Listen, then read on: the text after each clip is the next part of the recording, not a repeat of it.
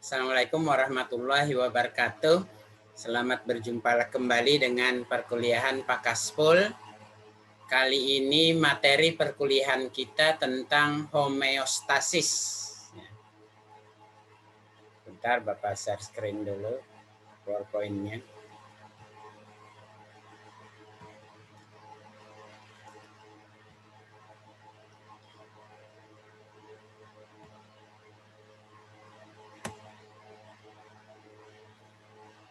Ya,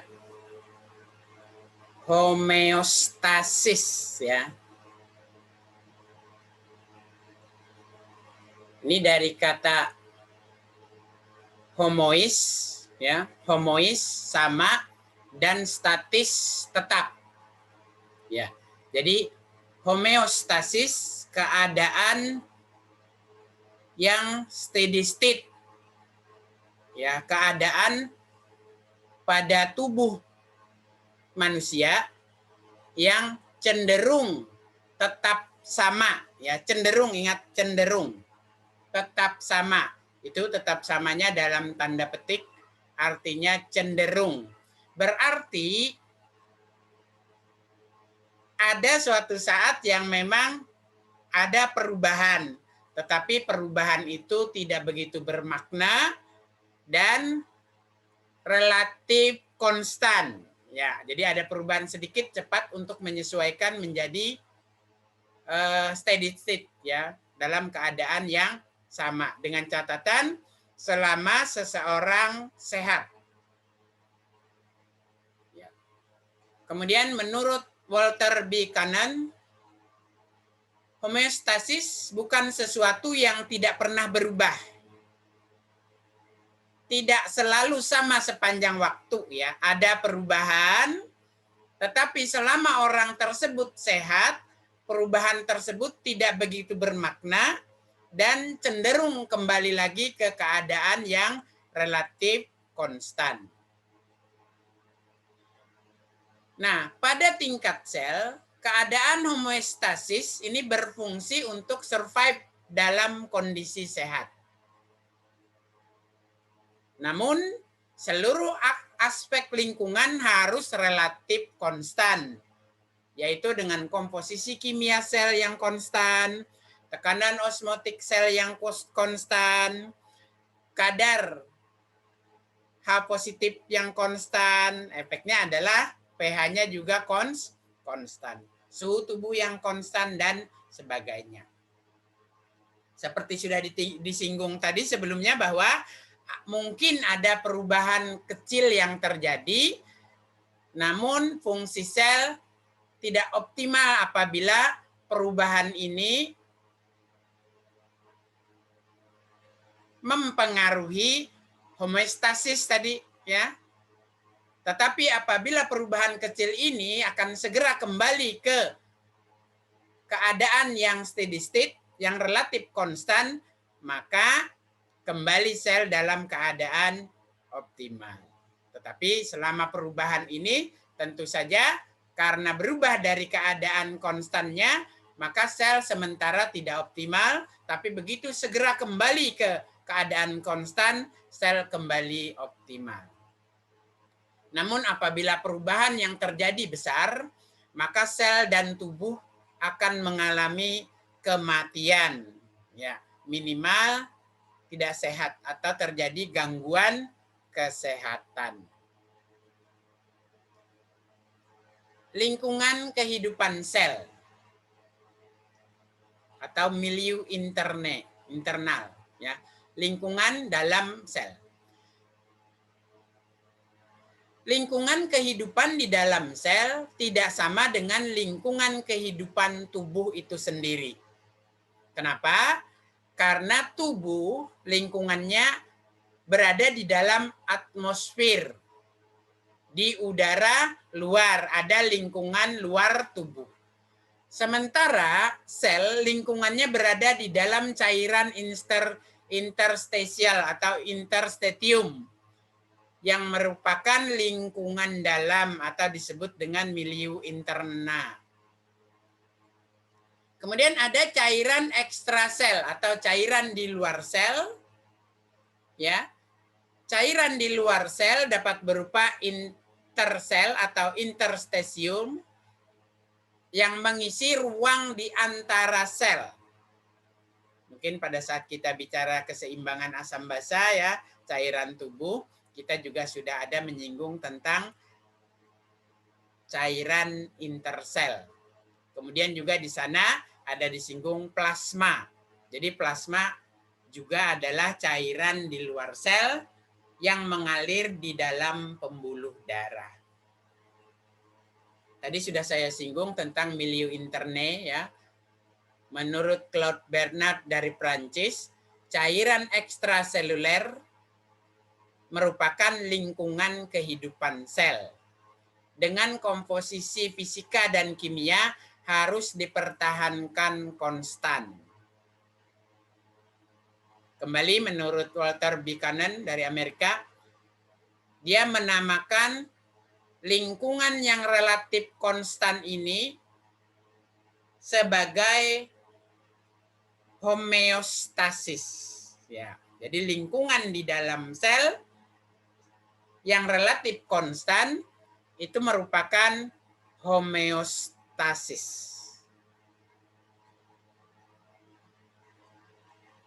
Ya, sekarang kita lanjutkan mempertahankan homeostasis. Homeostasis merupakan tema utama fisiologi ini dalam materi, dalam pembelajaran.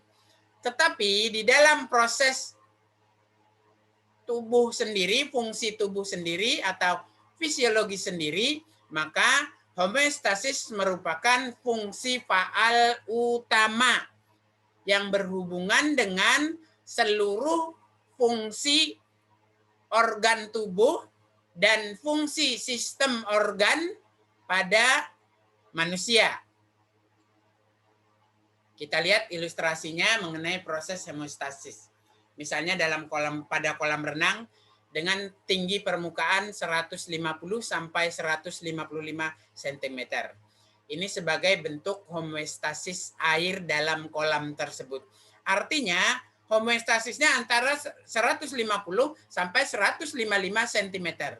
153 masuk, masih homeostasis. 154 masuk.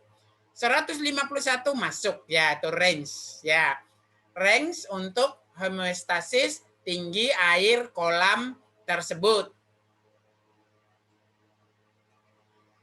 Bagaimana kalau tinggi air kolam kurang dari 150?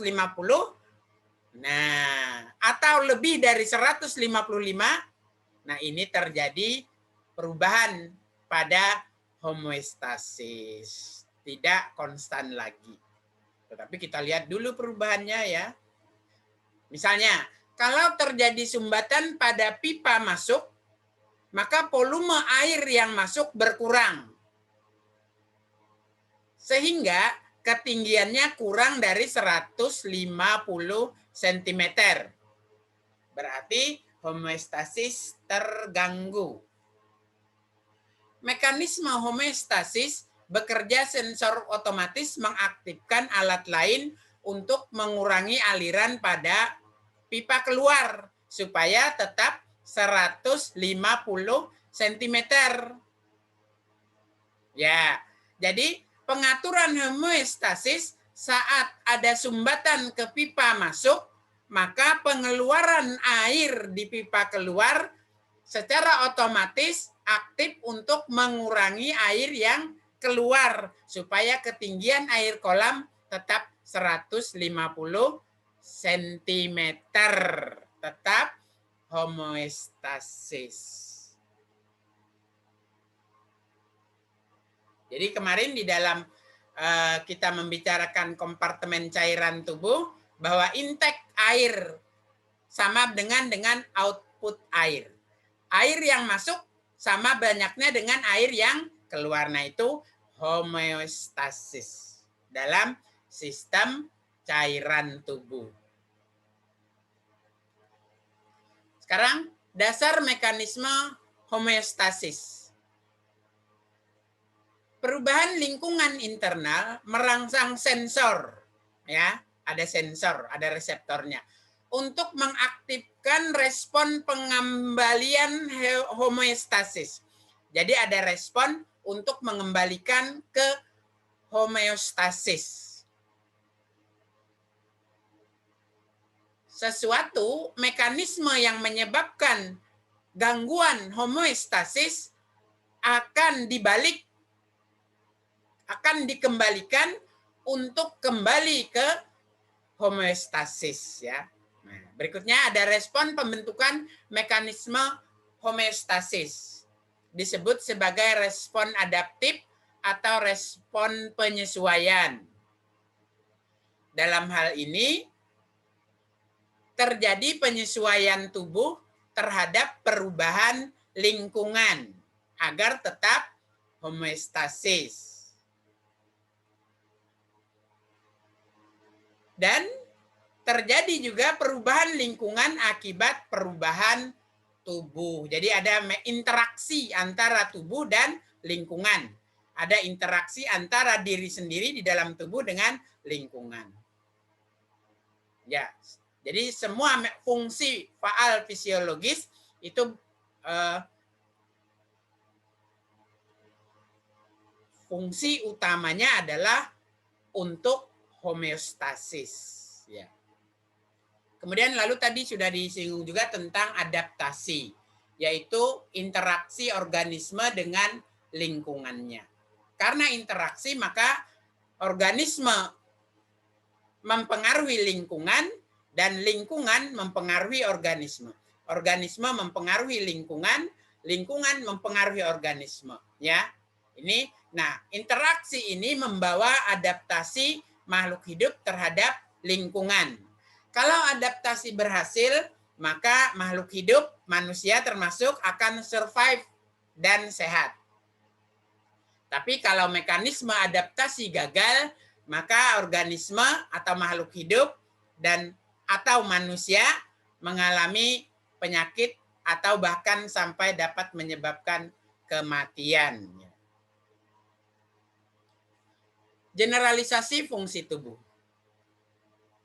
Kategori umum fungsi tubuh ada fungsi survive, daya bertahan hidup, ada fungsi homeostasis lingkungan dalam, milieu interne tadi, aktivitas terus-menerus dengan fungsi-fungsi organ tertentu yang secara menyeluruh dan dalam satu kesatuan menjadi fungsi sistem organ,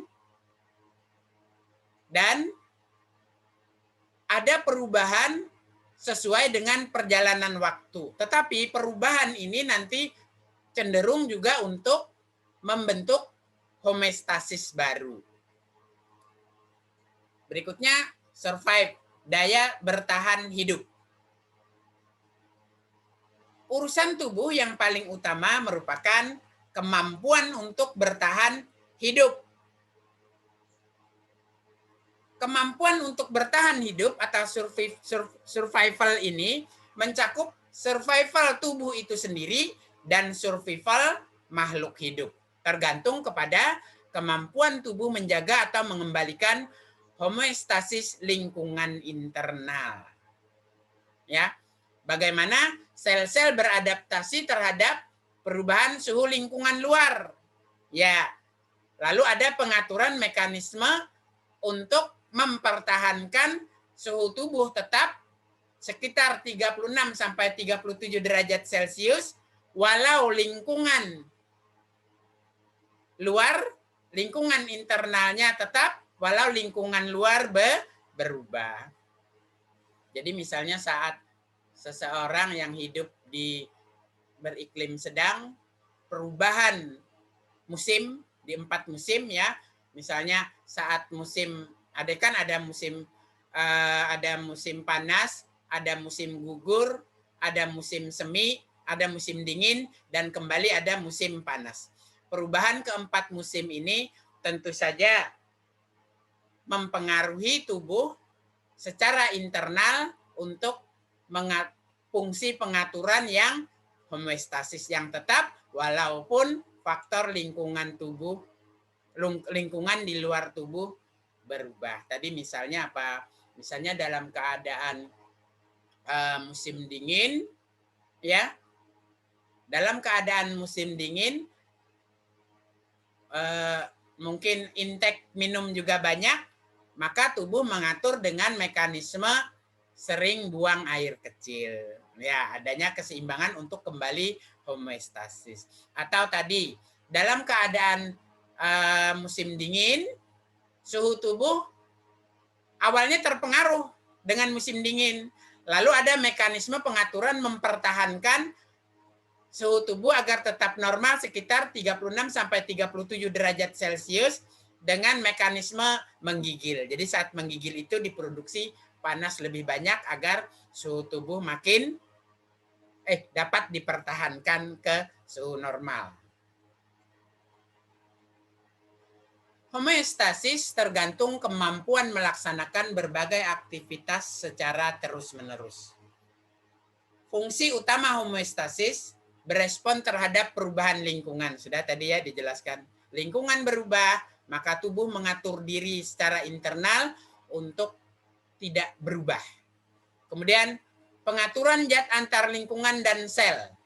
Ya, bagaimana zat-zat di luar tubuh mempengaruhi sel-sel di dalam tubuh dengan pengaturan homeostasis, maka pengaruh-pengaruh lingkungan tadi akan menyebabkan lingkungan internal di dalam sel cenderung tetap. Misalnya tadi perubahan pH cairan tubuh diatur bagaimana agar pH cairan tubuh tetap, sementara ada perubahan pH efek dari makanan yang kita makan misalnya.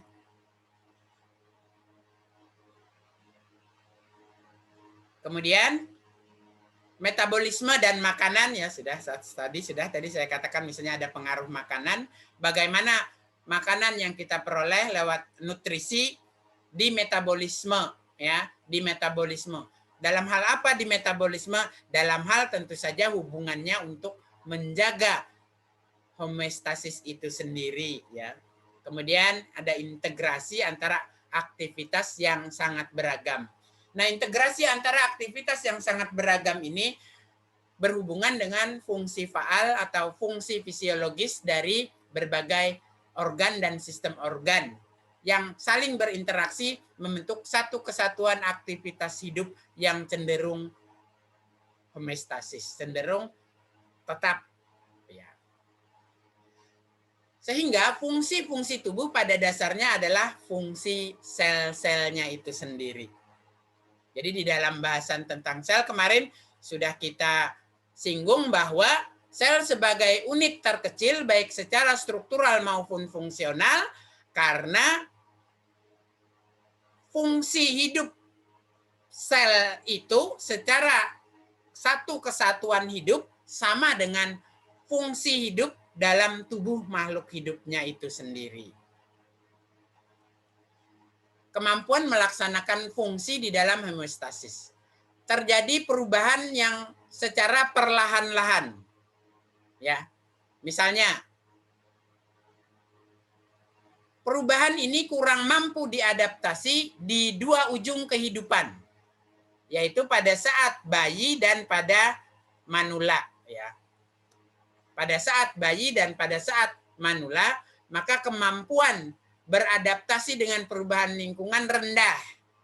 Makanya bayi mudah sakit, ya. Kemudian juga manula mudah sakit. Kemudian pada masa anak-anak, fungsinya lebih efisien dan lebih efektif, lebih mudah beradaptasi untuk mengembalikan fungsi homeostasis kembali dalam keadaan normal.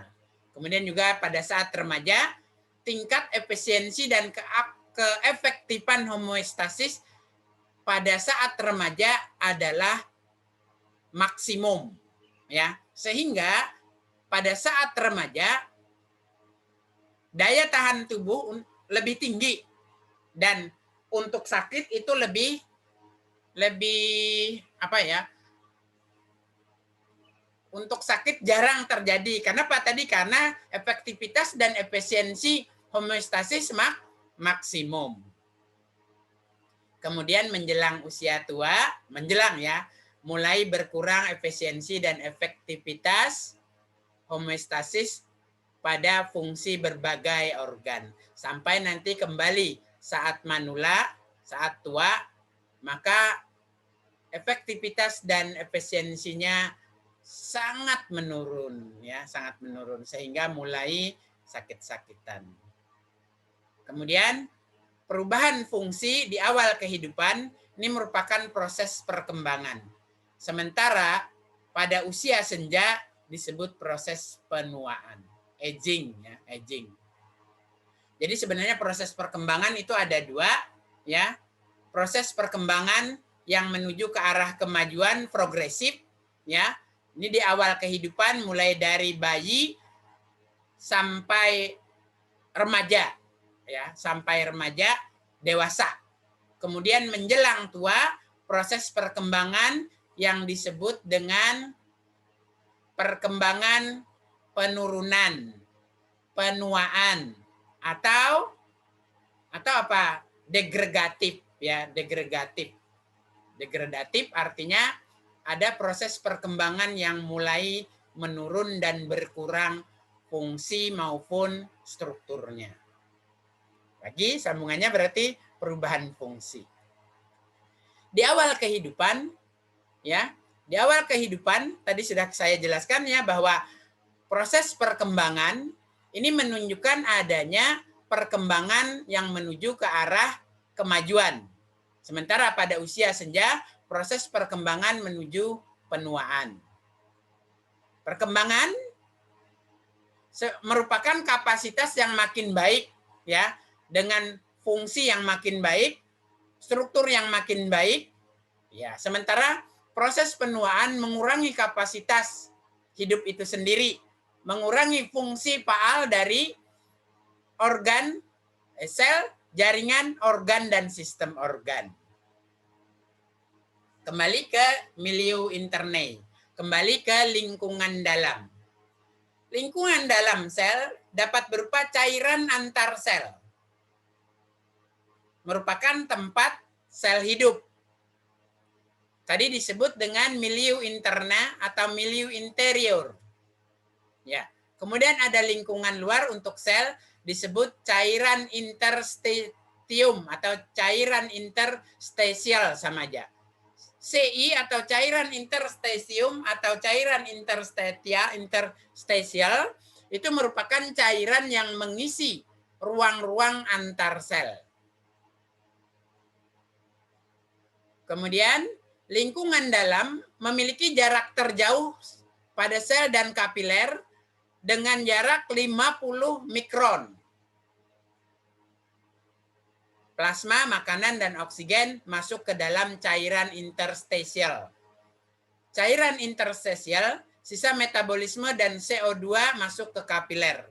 Kemudian cairan interstisial dan protein masuk ke pembuluh darah.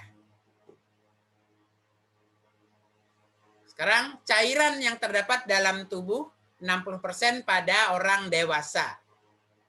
Ya, jadi sudah dibicarakan kemarin saat kita membicarakan keseimbangan asam basa. Di sana ada cairan yang merupakan komponen terbesar pembangun tubuh, yaitu sebesar 60% pada orang dewasa.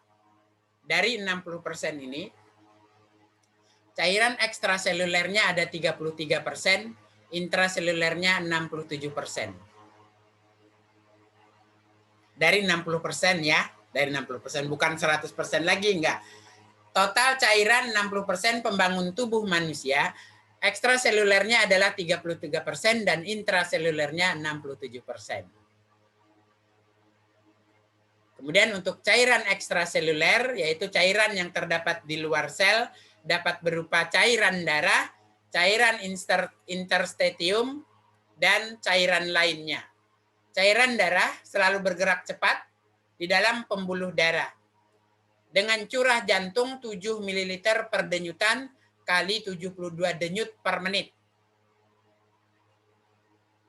Berarti setiap menit kali aja ya 70 kali 72. Nah, segitulah volume darah yang mengalir setiap menitnya ke seluruh tubuh.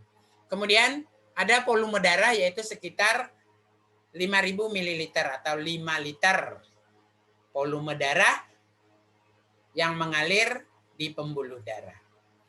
Kemudian juga cairan ekstraseluler lainnya adalah cairan interstitium atau cairan interstitial, sama aja.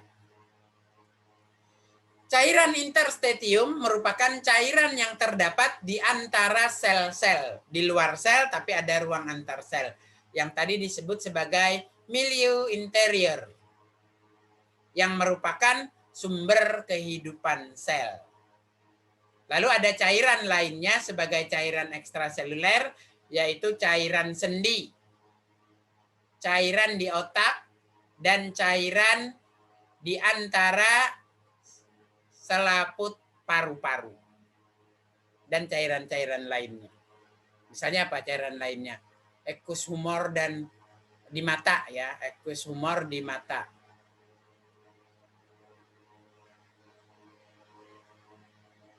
Sekarang kita lihat cairan ekstrasel dan cairan intrasel. Kita mulai dulu dengan cairan ekstraseluler, mengandung ion-ion ya, natrium, klor, dan bikarbonat. Mengandung oksigen, glukosa, asam lemak, dan asam amino.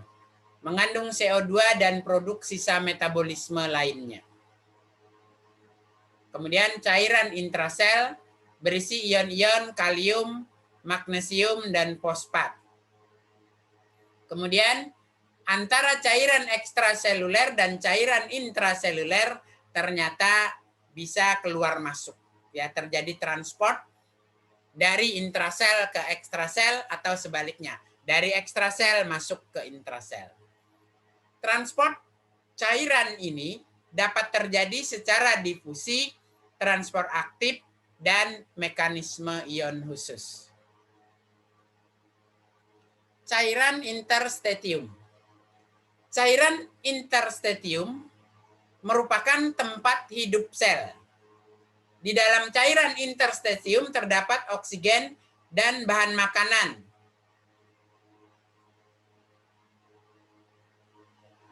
Dari cairan interstitium inilah oksigen dan bahan makanan masuk ke dalam sel. Kemudian CO2 dan sisa metabolisme. CO2 dan sisa metabolisme yang ada di dalam cairan interstitium itu berasal dari sel yang keluar menuju cairan interstitium. Kemudian antara cairan interstitium dan sel terjadi pertukaran cairan.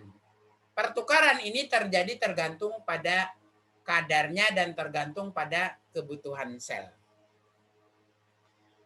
Kadar zat di dalam cairan interstitium harus tetap. Ya. Sehingga harus homoisistemi atau standing still, ya. Homeostasis artinya apa?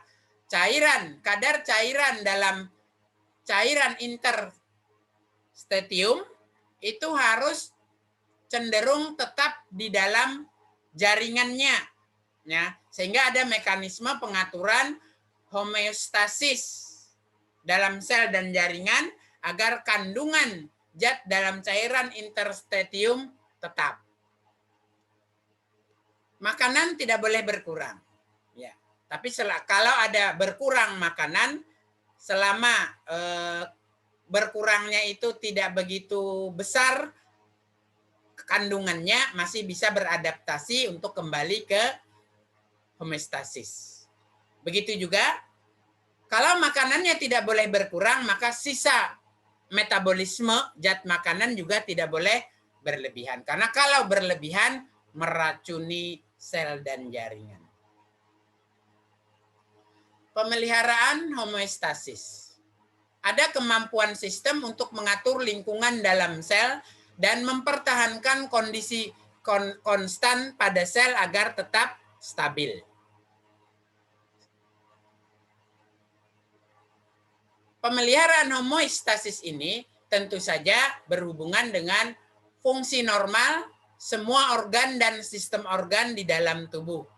Normalnya paru-paru, normalnya fungsi jantung, pembuluh darah dan darah, normalnya fungsi ginjal dan sistem ekskresi, normalnya sistem pencernaan makanan, normalnya sistem hormon dan sistem saraf.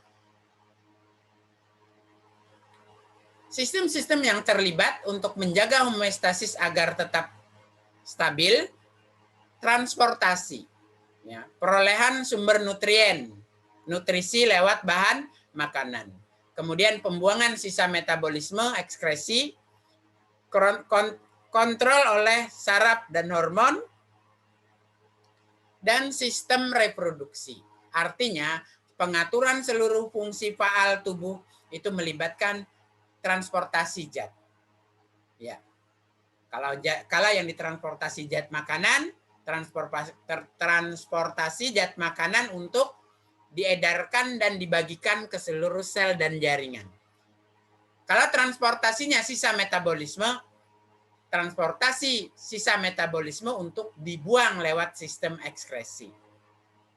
Transport sumber nutrien. Ini lewat, berarti tadi melibatkan sistem transportasi agar sumber nutrien dan bahan makanan bisa beredar dan diberikan ke seluruh sel dan jaringan.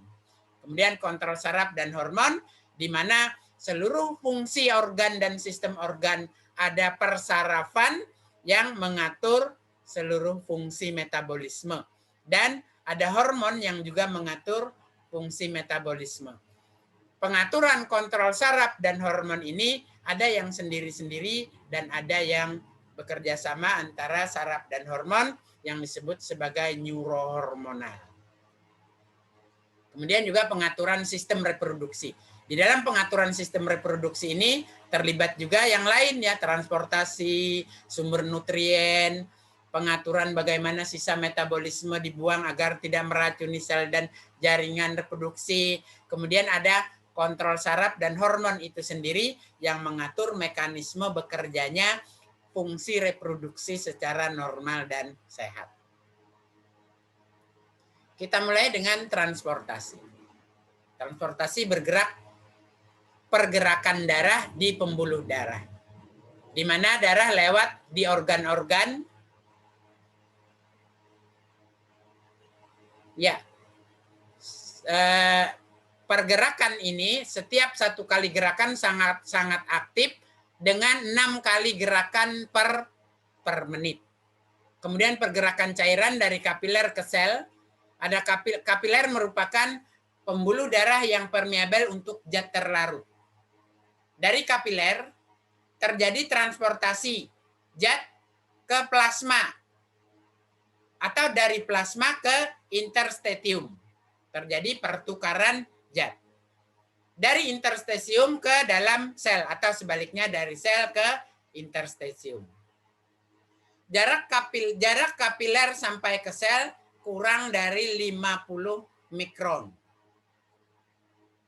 Sumber nutrien. Respirasi.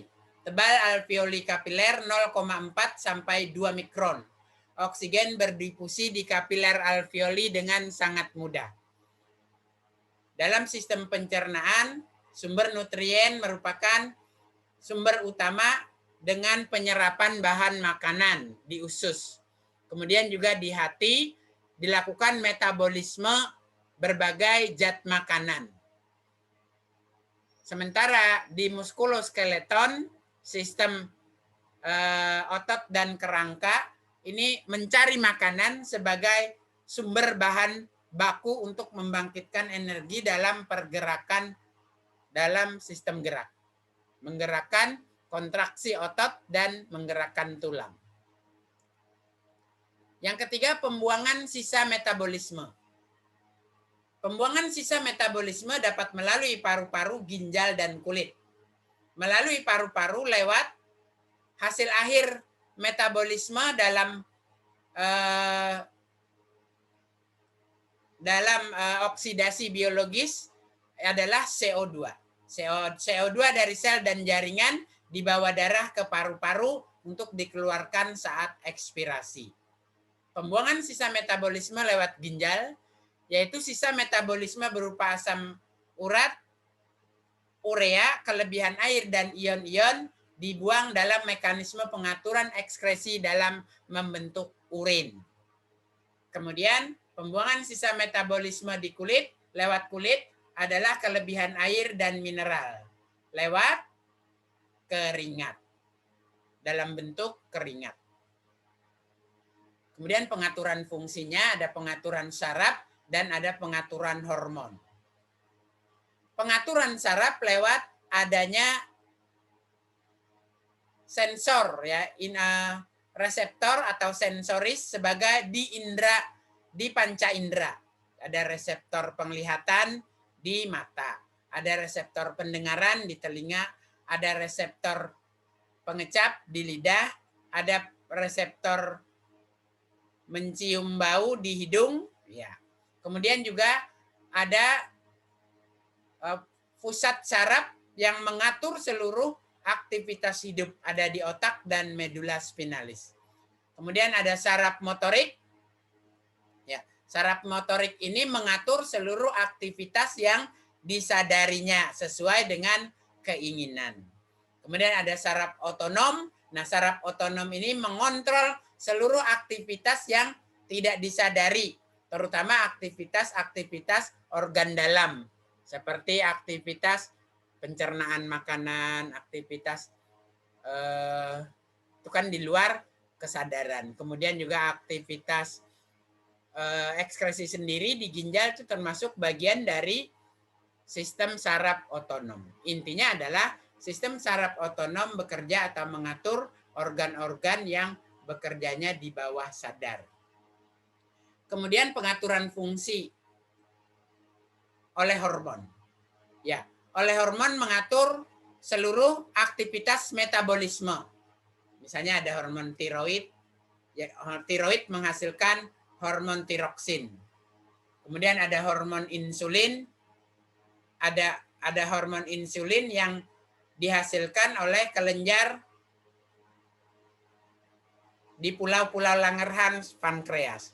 Kemudian ada kelenjar paratiroid yang menghasilkan paratiroid hormon. Kemudian ada kelenjar anak ginjal yang menghasilkan kortison dan aldosteron. Kortison dan aldosteron mengatur fungsi kandungan garam mineral dalam cairan tubuh. Jadi ini juga secara langsung berhubungan juga dengan sistem ekskresi di ginjal. Reproduksi. Fungsi reproduksi mengatur seluruh proses penerusan kehidupan untuk generasi baru ya, yang menggantikan generasi yang menjadi tua dan mati. Ya. Nah, pengaturan reproduksi lewat dorongan kuat pada usia reproduksi ya. Kenapa dorongan kuat?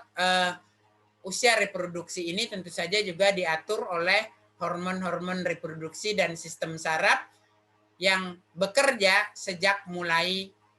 optimal sejak mulai pubertas sampai usia reproduksi yang optimal ya, sampai dewasa. Mulai tua mulai menurun aktivitas reproduksi.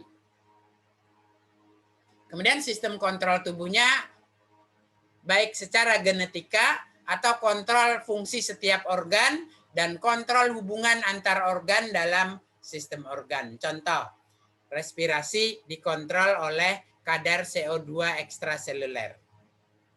Jadi apabila kadar CO2 ekstraselulernya tinggi, maka respirasi ditingkatkan. Sebaliknya, apabila kadar CO2 ekstraseluler rendah, maka ini berhubungan dengan berarti tingginya kadar oksigen. Berarti respirasi tidak ditingkatkan. Kemudian pada hati dan pankreas. Hati dan pankreas mengatur kadar glukosa ekstraseluler. Apabila kadar glukosa tinggi, maka pankreas meningkatkan produksi insulin untuk mengubah glukosa menjadi glikogen di hati. Ya. Sebaliknya, apabila kadar glukosa rendah, maka glikogen diurai menjadi glukosa ya di dalam hati. Sehingga kadar glukosa ekstrasel meningkat. Kemudian juga contoh pengaturan di ginjal. Pengaturan di ginjal ini berdasarkan pada kadar hidrogen, natrium, klor, dan fosfat ekstraseluler. Pengaturan oksigen dan CO2 lewat fungsi penyangga oksigen hemoglobin. Di paru-paru, hemoglobin mengikat oksigen. Kemudian di cairan interstitium, oksigen dilepas kalau kadar oksigen di interstitium rendah. Penentunya adalah sifat kimia hemoglobin yang mudah mengikat oksigen. CO2. CO2 merupakan sisa metabolisme utama dalam sel, hasil oksidasi sel. CO2 merangsang pusat pernapasan agar napas menjadi lebih cepat dan menjadi lebih dalam, supaya CO2 yang kadarnya tinggi segera dibuang. Apabila kadar CO2 di dalam sel dan jaringan meningkat atau menumpuk, maka reaksi oksidatif terhenti. Supaya tidak terhenti, maka CO2-nya dibuang lewat pernapasan, ya, lewat urin. Ya, sudah kita bicarakan kemarin saat bicara keseimbangan asam basa. Ya, kemudian pengaturan tekanan darah arteri. Ada baroreseptor di karotid dan arcus aorta. Apabila tekanan darah naik, maka baroreseptor dirangsang.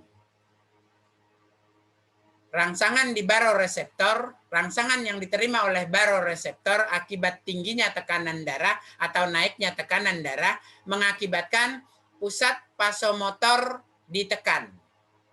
Ditekannya pusat vasomotor mengirim impuls saraf ke saraf simpatis sehingga tekanan darah menurun. Penurunan tekanan darah ini terjadi juga karena pembuluh arteriol melebar, kekuatan pompa jantung berkurang, dan tekanan darah itu sendiri turun akhirnya. Pentingnya sistem kontrol. Misalnya jika suhu naik 7 derajat Celcius akan dapat menyebabkan kematian sel. Atau kalau pH lebih kecil dari 6,9 atau lebih besar dari 8 juga dapat menyebabkan kematian sel. Kemudian apabila kadar kalium rendah dapat mengakibatkan kelumpuhan saraf. Apabila kadar kalium tinggi dapat menyebabkan depresi jantung. Ion kalsium Ca2 positif apabila kadarnya rendah dapat menyebabkan tetani, kejang. Apabila glukosa rendah di bawah normal dapat menyebabkan mental kacau dan pingsan. Kenapa? Karena kurang energi. Kontrol negatif feedback, umpan balik negatif. Umpan balik negatif ini terjadi efek dari produk itu sendiri yang menghambat produksi dirinya sendiri. Kita lihat. Apabila cairan ekstraseluler dengan kadar CO2 tinggi, maka mempengaruhi ventilasi pernapasan agar meningkat. Dengan meningkatnya ventilasi pernapasan, maka CO2 akan menurun kadarnya karena keluar lewat ekspirasi. Ya, jadi dirinya sendiri adalah memberi umpan balik untuk mengurangi kadar dirinya sendiri. Contoh yang kedua, tekanan darah tinggi atau meningkat. Apabila tekanan darah meningkat, maka akan muncul reaksi-reaksi yang memunculkan penurunan tekanan darah. Kemudian kontrol umpan balik negatif yang berikutnya adalah mengembalikan kelebihan atau kekurangan ke angka normal. Lewat tadi, apabila kadarnya tinggi, maka dirinya sendiri memberi umpan balik negatif untuk mengurangi produknya. Lalu kelebihan menjadi kembali ke normal. Atau apabila dirinya sendiri kadarnya kurang, maka kekurangan kadar ini memberi umpan balik untuk memproduksi lebih banyak, sehingga kembali meningkat ke keadaan normal. Sebaliknya adalah umpan balik positif. Kalau umpan balik positif tadi apa? Yang tadi sudah terakhir saya jelaskan, bahwa apabila dirinya kadarnya rendah, maka dia merangsang sistem lain untuk memproduksinya dirinya menjadi lebih banyak. Untuk yang ini kita lihat mekanisme positif feedback. Misalnya pada ruptur pembuluh darah saat luka. Saat luka, maka terbentuk bekuan darah. Bekuan darah ini terbentuk sebagai akibat trombosit. Ya. Trombosit pecah menghasilkan enzim trombokinase, merangsang tromboplastin untuk membentuk benang-benang trombin. Benang-benang trombin inilah yang nanti membentuk penutup lubang atau bekuan darah menutup luka. Contoh yang kedua adalah saat melahirkan. Saat seorang wanita melahirkan, terjadi kontraksi uterus. Feedback positifnya, kontraksi uterus mengakibatkan serviks tergang. Tergangnya serviks membuka jalan lahir sehingga anak dapat lahir, bayinya dapat lahir. Kemudian beberapa umpan balik positif yang jarang digunakan tubuh apabila terjadi umpan balik positif yang berlebihan, ya. Nah, umpan balik positif yang berlebihan ini dapat menyebabkan efek berbahaya. Misalnya apa? Misalnya reaksi alergi, ya. Reaksi alergi itu merupakan umpan balik positif yang berbahaya. Kadang bisa menyebabkan kematian. Nah, selesai bahasan kita tentang homeostasis, ya. Jadi homeostasis merupakan fungsi utama dalam sistem atau dalam mekanisme fungsi fisiologis tubuh, di mana seluruh sistem organ dan seluruh sistem tubuh dapat berfungsi karena proses pengaturan yang menyeluruh dan dalam satu kesatuan yang utuh untuk memelihara fungsi faal tubuh yang tetap stabil sehingga tubuh menjadi sehat dan normal, ya.